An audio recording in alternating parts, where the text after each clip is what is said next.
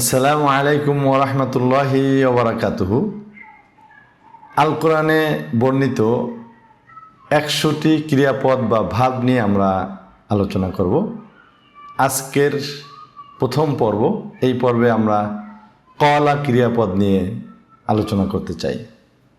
যারা কোরআনের ভাষা আরবি বুঝতে চান, যারা কোরআনের অর্থ অনুধাবন করতে চান, তাদের জন্য এই সিরিজটি অনেক উপকারী হবে আশা করছি। তো চলুন আমরা কলা নিয়ে আলোচনা করি। কলা শব্দটি বা ক্রিয়াপদটি কোরআনে 332 জায়গায় বর্ণিত হয়েছে। কলা, কলু এই ফর্মে। আবার যদি দেখি কুল, এইটিও 332 জায়গায় ব্যবহৃত হয়েছে। কলা দিয়ে, কলু দিয়ে অনেক আয়াত আমরা কোরআনে দেখতে পাই। যেমন আল্লাহ তাআলা পবিত্র কোরআনে বলতেছেন ওয়াইজ ক্বালা রাব্বুকা লিল মালাইকাতি। তাহলে এখানে দেখা যাচ্ছে ওয়াইজ ক্বালা, আল্লাহ যখন বললেন ফেরেশতাদেরকে। আবার কুল দিয়েও যদি দেখি অসংখ্য আয়াত কুল দিয়ে আছে। কুল ইয়া আইয়ুহাল কাফিরুন, কুল হুয়াল্লাহু আহাদ, কুল ইন কুনতুম তুহিব্বুনাল্লাহ, কুল ইন্না সলাতি ওয়া নুসুকি ওয়া মাহইয়ায়া ওয়া মামাতি লিল্লাহি রাব্বিল আলামিন।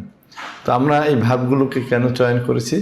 কারণ হলো এই ভার্বের বিভিন্ন ফর্মে, বিভিন্ন রূপে কোরআনে অনেক জায়গায় আয়াত এসছে। যেমন ইয়াকুলু দিয়ে এসছে, নাকুলু দিয়ে এসছে, আকুলু দিয়ে আসছে, কওল দিয়ে আসছে। আবার আরও বিভিন্ন ভার্ব ফরমেশনে আসছে। যেমন তাকাওয়ালা, ওয়ালাউ তাকাওয়ালা আলাইনা বা'দাল কাবিল, এরকম বিভিন্ন জায়গায় বিভিন্ন রূপে এসছে। আমরা যদি এটার মূল ভাব থেকে শুরু করে বিভিন্ন রূপের ব্যবহার সম্পর্কে জানতে পারি এই ভাবগুলো, তাহলে আমরা কোরআন বেশি করে বুঝব। তো আসুন দেখা যাক, আমি কয়েকটি রূপ আপনাদের সামনে শেয়ার করতেছি। যেমন কলা অর্থ হলো সে বলল। এটি হলো পাস্ট টেন্স, অতীতকালের সিগা, বা আমরা ইংরেজিতে বলি টেন্স, আর বাংলায় বলি অতীতকাল। তো অতীতকালের কোনো কাজ করাকে আমরা বলি কলা। এরপরে বর্তমান কালে যদি কোনো কিছু কাজ করা বোঝানো হয়, সেটাকে বলা হয় ইয়াকুল। তাহলে কলা অর্থ সে বলল। আবার এই কলার সাথে যদি মুয়ান্নাসের তা, আরবিতে কলার সাথে মুয়ান্নাসের তা, লম্বাতে আমরা যেটা বলি, যেমন কলাত, কলাত ইমরাআতু ফিরআউন, এরকম কলাত দিয়ে যদি দেখি। আবার আরবি বাক্য যদি বলি কলাত ফাতিমা, এরপরে কলাত আয়েশা, হ্যাঁ, এগুলো কোরআন আয়াত না, আরবি বাক্য বললাম। তাহলে কলা এটার মুয়ান্নাস বা স্ত্রীবাচকের ফর্ম হলো কলাত। কলা সব ভার্বের অর্থ হচ্ছে সে বলল, আর কলাত ভার্বের অর্থ হচ্ছে সে বলল, কিন্তু সে বলল এখানে অর্থ হচ্ছে একজন মহিলা বলল, আর কলার অর্থ হলো একজন পুরুষ বলল। আবার যদি এটাকে আমরা প্রেজেন্ট টেন্সে রূপান্তর করি, তাহলে দেখা যাবে ইয়াকুলু। আবার যদি স্ত্রীবাচক যদি আমরা আনি, তখন হবে তাকুলু। তাকুলু অর্থ হলো সে একজন স্ত্রী বলতেছে বা বলবে। আরবিতে প্রেজেন্ট এবং ফিউচার একই ভার্ব দিয়ে ব্যবহৃত হয়।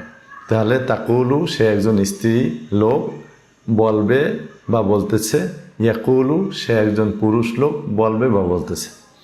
আবার যদি এটাকে আমরা ডাইরেক্ট আমরে বা নির্দেশসূচক ভার্বের মধ্যে নিয়ে যাই, অর্ডারের মধ্যে নিয়ে যাই, তখন আমরা দেখতে পাই যে কুল।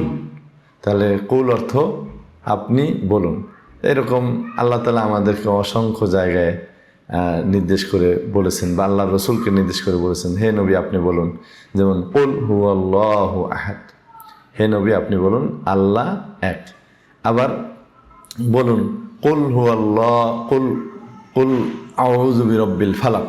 তাহলে আল্লাহ তাআলা বলতেছেন যে হে নবী আপনি বলুন যে আমি ফালাকের রবের কাছে আশ্রয় চাচ্ছি, মানে আল্লাহর কাছে আশ্রয় চাচ্ছি। আবার কুল আউযু বিরাব্বিন নাস, আমি মানুষের রবের কাছে মানে আল্লাহর কাছে আশ্রয় চাচ্ছি। আবার বলতেছেন কুল, হে নবী আপনি বলুন, ইন্না সলাতি ওয়া নুসুকি ওয়া মাহইয়ায়া ওয়া মামাতি লিল্লাহি রাব্বিল আলামিন, যে হে নবী আপনি মানুষদেরকে ঘোষণা করুন যে আমার জীবন, আমার মরণ, আমার সকল কিছু একমাত্র আল্লাহর জন্যই। তাহলে কুল মানে আপনি বলুন। তাহলে কলা দিয়ে আসলো কলা, কলাত। আবার ইয়াকুলু, তাকুলু। কুল একজন পুরুষবাচক, কাউকে পুরুষকে লক্ষ্য করে যদি বলি তাহলে কুল হবে। আর যদি কোনো মহিলাকে উদ্দেশ্য করে অর্ডার করি, নির্দেশ করি, তাহলে হবে কুলি। তাহলে কুল, কুলি। কলা, কলাত। ইয়াকুলু, তাকুলু। এরপরে আরও বিভিন্ন ফর্মে কোরআন শরীফে এসছে। তাহলে এইগুলোর যদি যতগুলো ফর্ম আছে কোরআন শরীফের ব্যবহৃত ফর্ম এবং এর আরও অব্যবহৃত ফর্ম, এগুলো যদি আমরা শিখতে পারি তাহলে দেখবেন যে আমরা কোরআন শরীফে এই সমস্ত ক্রিয়া যখন আসবে তখন আমরা অর্থগুলো সুন্দর করে বুঝতে পারব। যেমন আকুলু, নাকুলু, এরপরে ইয়াকুলানে, ইয়াকুলা, কলা, এরকম আছে কিন্তু কোরআন শরীফে। যেমন মানে মূসা ফেরাউনের ঘটনার মধ্যে এসছে। এরপরে আপনার হারুন, মূসা দুই ভাইয়ের কিস্সার মধ্যে এসছে।